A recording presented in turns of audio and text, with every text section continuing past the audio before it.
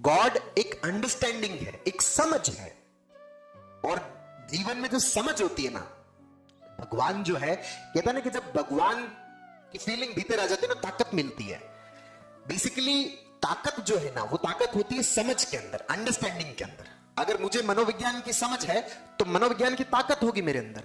अगर किसी को पॉलिटिकल साइंस की समझ है तो उसके अंदर ताकत होगी। अगर किसी को अपने फील्ड की समझ है ना, तो उसके पास में ताकत है। और वो जो ताकत है वो उसके फील्ड में उसके काम को आसान बना देती है। भगवान एक समझ है, एक अंडरस्टैंडिंग है। और वो समझ किस तरह की, इस जीवन के प्रति आपकी जो समझ है, इस जीवन के प्रति जो आपकी अंडरस्टैंडिंग है, जीवन की सत्यता को लेकर जो आपकी समझ है, जीवन की सत्यता को लेकर जो आपकी अंडरस्टैंडिंग है, उसको हम भगवान बोलते हैं। और वो अगर समझ आपके भीतर है तो आपके भीतर ताकत है।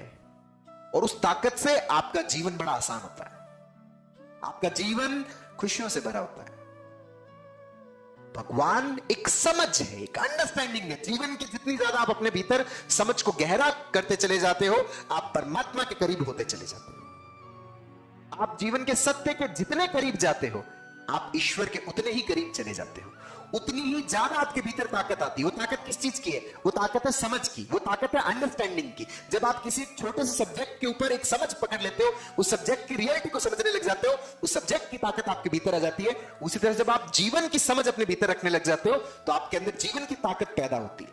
और वो जो ताकत है वो आपके जीवन को बड़ा आसान बनाती है, वो आपके जीवन को बड़ा मजेदार बनाती है, एकदम फ्लो में ले आती है। ऐसा लगता है जैसे जी नहीं रहा, बस अपने आप जिया जा रहा है, मजे से जिया जा रहा है, एफर्टलेस स्टेट में ले आती है।